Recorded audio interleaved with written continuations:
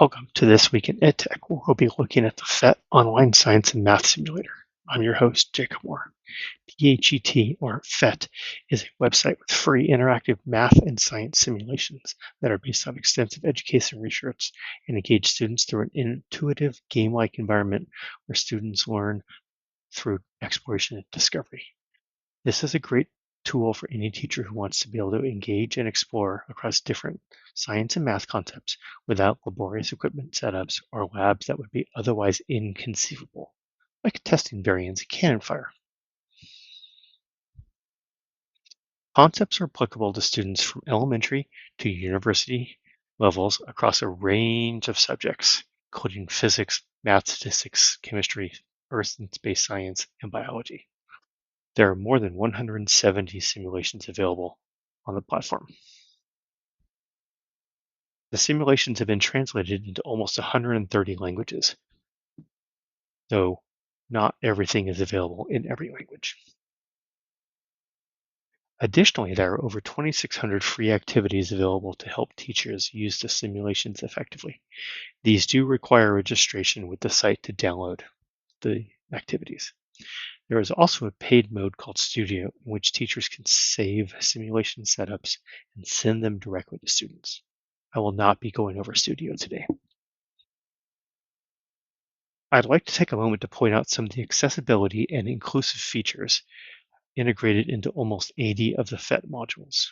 Audio, visual, and alternate input features are included and easily filterable.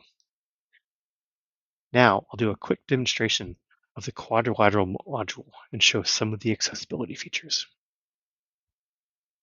Each simulation page has a wealth of information, including learning goals and standard alignment. Activities for the simulation can also be found here. In this module, students can move around the sides and vertices of a quadrilateral to find different shapes.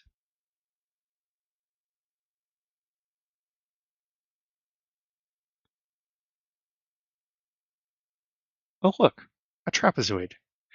If I open the preferences, I can turn on the audio and visibility accessibility features.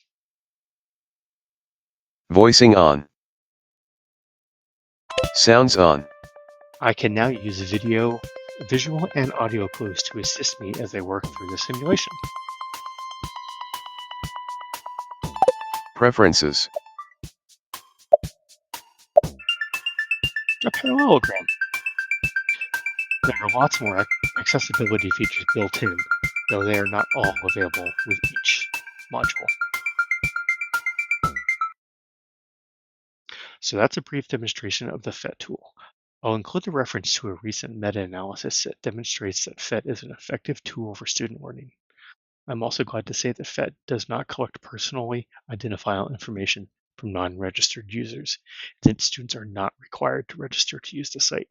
There is also a great tips and tricks page for teachers using the site. I'm your host, Jacob Moore, and thanks for joining me today. I'll drop the